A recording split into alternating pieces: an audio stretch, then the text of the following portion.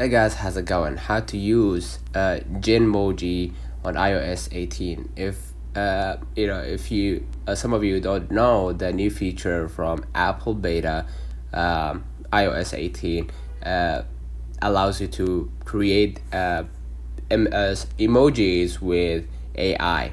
Okay, if you want to get to know how to use it, you could just go ahead and open up your browser, and here it says open the Messages app, tap on thread or compose a new message, tap on emoji icon, start typing your description for the image, right?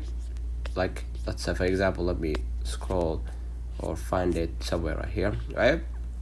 Description like a pink flamingo with tap dancing shoes, and tap on create a new emoji. An ovular bubble will appear, showing that it is currently generating a new Genmoji. After a few seconds, you should see some iterations of your new AI generated emoji. Swipe through the options and hit insert on the one you like the most. All right, you're gonna see right here a demonstration. You're gonna be able right here to generate with AI, right? So it is currently an iOS developer beta available for some people who want to test it.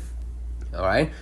Genmoji is currently not featured on it, right? So if you want to know when the Genmoji release date, according to Bloomberg, which likely will launch in December. All right, so Genmoji will be released on December, and you will get to know about this feature. So just hold for a few months, and you're gonna be able to access it. So let me know in the comments if this video helped you. Don't forget to like and subscribe, turn on the notification bell to receive every video we upload.